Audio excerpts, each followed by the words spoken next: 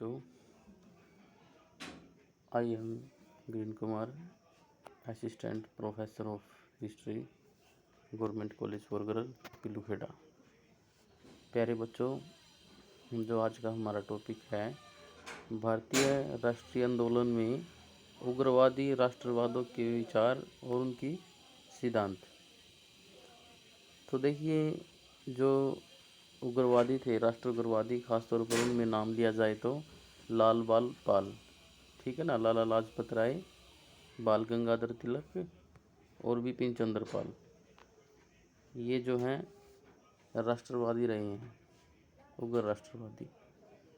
तो इन उग्रवाद राष्ट्रवादियों का जो विचार हैं, उनके सिद्धांत क्या थे? तो पहला तो जो उग्र राष्ट्रवादी थे, पश्चिमी सभ्यता में और पश्चिमी संस्कृति में विश्वास नहीं रखते थे।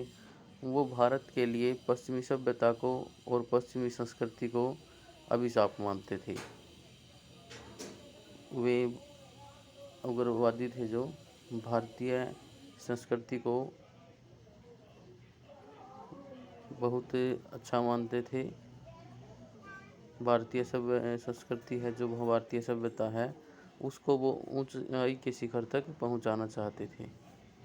इसलिए वो पश्चिमी सभ्यता को अभिशाप मानते थे भारत के लिए। दूसरा, फिर ब्रिटिश शासन के घोर विरोधी थे।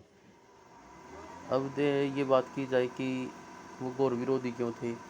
क्योंकि 1885 से लेकर 1905 तक का जो दशक रहा था, वो उदारवादी जो नेता थे कांग्रेस के, उनका रहा था। तो उदारवादियों के जो डिमांड, जो शिष्टमंडल में प्रस्ताव भेजना, अंग्रेज़ों तक अपनी बात पहुंचाना, इस तरह के जो कार्यक्रम हैं, वो असफल हो चुके थे। तो इसी, और दूसरा, फिर अंग्रेज़ी सरकार है, जो नेताओं पर, जो भी सरकार के खिलाफ बोलता था, जेलों में डाल देती थी, घोर अत्याचार किए जाते थे। इसलिए जो ब्रिटिश शासन के खिलाफ थे, जो उग्र राष्ट्रवादी थे, उन्होंने जो है ब्रिटिश शासन का कड़ा विरोध किया, खासतौर पर स्वदेशी और बायकॉट जैसी चीज़ों से। उसके बाद जो है राष्ट्रवादी थे, जो उग्र राष्ट्रवादी, उनका जो ब्रिटिश न्याय में विश्वास नहीं था। उनका मानना था कि ब्रिटिश सरकार केवल अपने हितों की पूर्ति के लिए भारत पर शासन करती है, भारतीयों से के जो है हितों की तरफ वो थोड़ा सा भी ध्यान नहीं देती। इसलिए जो है उग्र राष्ट्रवादी थे, वो है ब्रिटिश न्याय में विश्वास नहीं रखते थे।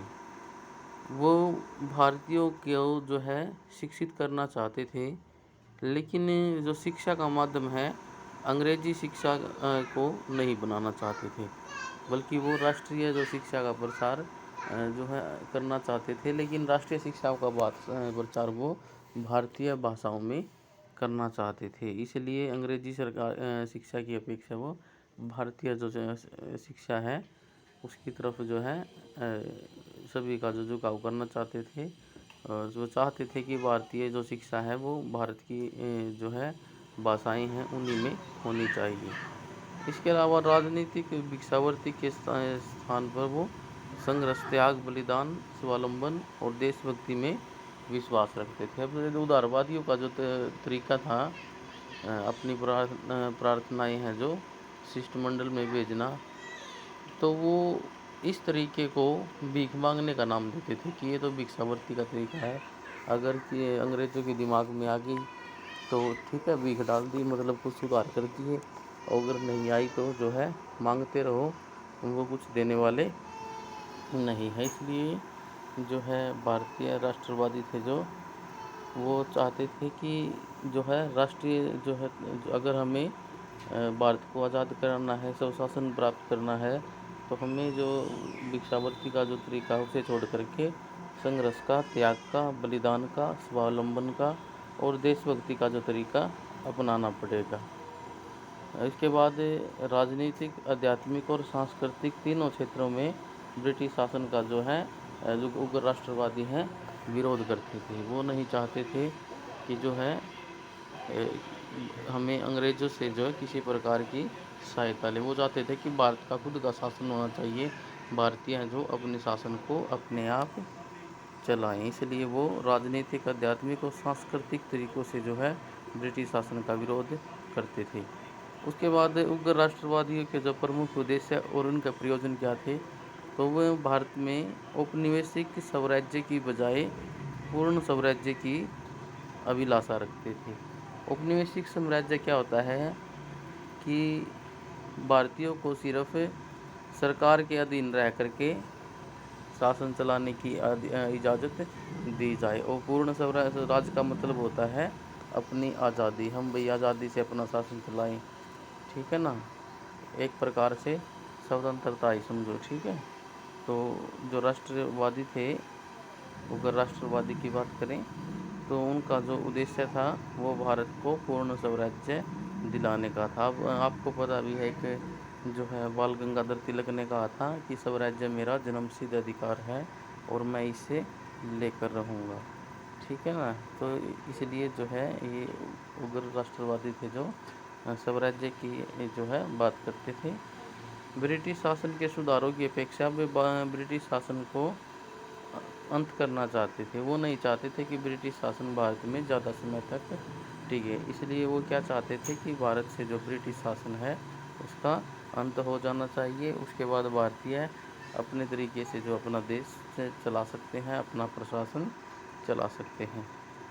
तो स्वावलंबन, आत्मविश्वास और आत्मसम्मान की जो है प्राप्ति उनका उद्देश्य था। देखिए अंग्रेज़ों के आने के बाद भारत पूरी तरह से कंगाल हो चुका था। तो भारत के उद्योग धंधे थे वो सारे के सारे, उन पर बहुत सारा टैक्स लगा दिया गया था, ठीक है ना।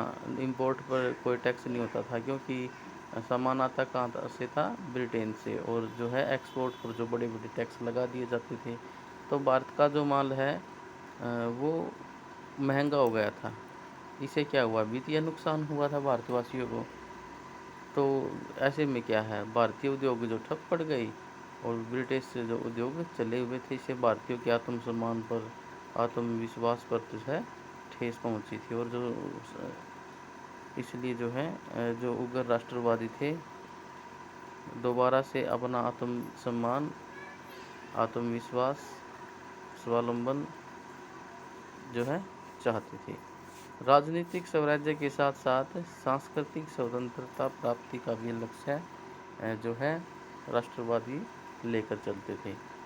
तो देखिए राजनीतिक स्वराज तो ठीक है भाई, राजनीतिक प्रशासन चलाना है, लेकिन राजनीति के साथ साथ जो हमारा सांस्कृतिक सामाजिक स्तर है उस पर भी जो है राष्ट्रवादी हैं स्वतंत्रता चाहते थे। क्योंकि अंग्रेजी सरकार को जो है भारतीयों की जो प्रथाएं हैं जो भी अच्छी नहीं लगती थी उसी को बैन कर देती थी, ठीक है ना। तो इसलिए जो है वो नहीं चाहते थे कि भारतीयों की जो संस्कृति के साथ थोड़ी बहुत भी अंग्रेज़ों के द्वारा छेड़छाड़ की जाए। इसलिए जो है जो है जो राष्ट्रवादी हैं वो राजनीतिक स्वतंत्रता के साथ साथ सांस्कृतिक स्वतंत्रता भी चाहते थे। आज के लिए इतना काफ़ी है और मिलते हैं अगले टेस्ट में, अगले जो है क्लास में। धन्यवाद। ओके।